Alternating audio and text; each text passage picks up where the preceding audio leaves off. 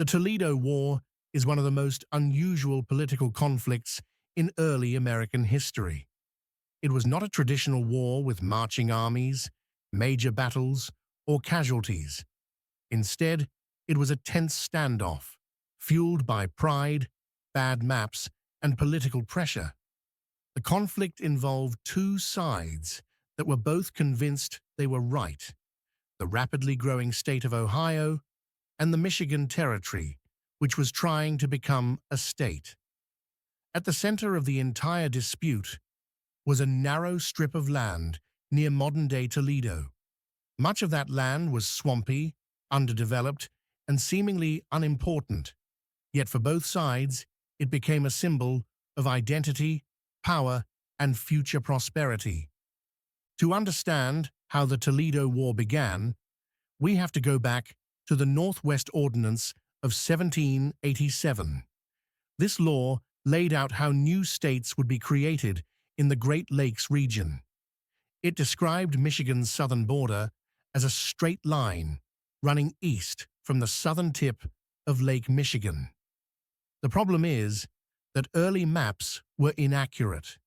These maps incorrectly place Lake Michigan farther north than it really is. Because of that mistake, the borderline drawn on paper appeared to give what would become the Toledo area to Michigan. Years later, when surveyors created more accurate maps, that same line actually placed Toledo inside Ohio. Suddenly, two governments believed they had a valid claim to the same piece of land. Both believed the law supported their interpretation, and neither wanted to back down. Toledo was not a major city yet, but it had enormous potential. It sat near the mouth of the Maumee River, which served as a valuable transportation route linking the interior of the Midwest to Lake Erie. In a young and growing nation, rivers were highways. Whoever controlled the river would control trade, shipping, and economic growth. Ohio, already a state with significant political influence, wanted Toledo as part of its future expansion. Michigan, still a territory fighting for recognition and statehood, believed it rightfully belonged to them. Losing the Toledo Strip could weaken Michigan's argument for becoming a state, and many leaders saw it as a direct challenge to their identity and fairness. By the early 1830s, tensions grew. Michigan's acting governor, Stevens T. Mason, was young, ambitious, and determined not to be pushed around by Ohio.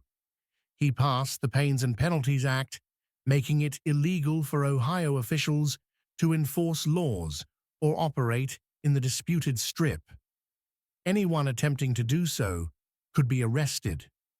Ohio responded by creating new counties on the land, sending surveying teams, and calling up militia units for protection. Michigan assembled its own militia. Newspapers around the country exaggerated the situation, describing it as if the two sides were preparing for an actual war. In reality, it became a series of small, tense encounters and symbolic gestures, but the political implications were huge. One of the most well-known incidents occurred at Phillips Corners. Michigan militia confronted an Ohio surveying group marking new boundary lines. The Michigan men fired warning shots into the air, and the Ohio group was detained, but no injuries occurred. Still, it was enough to fuel national attention. Later, a Michigan sheriff attempted to arrest an Ohio man who had entered the strip to help construct a road. During the struggle, the man was cut with a small knife. That minor wound is often considered the only real casualty of the entire conflict. Although almost no blood was shed, the fight over the border became a matter of pride and principle. Each government wanted to demonstrate authority, and each felt it had something to lose. President Andrew Jackson eventually became involved because the standoff threatened national unity. Ohio had far more political influence. It was already a well-established state with members in Congress, and its support was valuable to Jackson. Michigan, on the other hand, was still trying to achieve statehood, and without the federal government's approval, it could not join the Union. Jackson removed Governor Mason from office, at least temporarily, and signaled that he supported Ohio's claim. Recognizing the need to resolve the conflict, Jackson and Congress offered Michigan a compromise. Michigan would surrender the Toledo Strip to Ohio, but in return, it would receive the entire Upper Peninsula. At the time, most people in Michigan believed the Upper Peninsula was worthless wilderness. It seemed like a bad trade, and many residents were furious. But Michigan faced a difficult choice. Without accepting the compromise, it could not become a state. Without statehood, it could not fully govern itself or gain representation in Congress. Michigan was also experiencing financial problems and needed the benefits of statehood to survive economically. After a long and emotional debate, a special convention was held in December of 1836. The delegates reluctantly accepted the compromise, even though many believed they were being treated unfairly. The decision became known as the Frostbitten Convention because it took place in the freezing winter. Just weeks later, Michigan officially entered the Union in January of 1837. Ohio kept the Toledo Strip. The border was set permanently, and the dispute officially ended. But history has a strange way of changing perspectives. In the decades that followed, enormous deposits of copper and iron were discovered in the Upper Peninsula. These resources became incredibly valuable, fueling industrial growth throughout the United States. The UP would become one of the richest mining regions in the world. Michigan ended up gaining far more economically from the land it received than from the swampy Toledo Strip it gave up.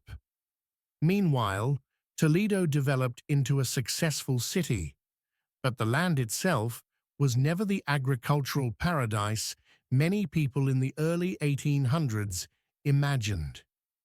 In the long run, Michigan may have made the better bargain, even though it did not feel that way at the time. The Toledo War is remembered today not for violence, but for political tension, pride, and the challenges of expansion. It reveals how a simple mistake on a map can lead to decades of confusion.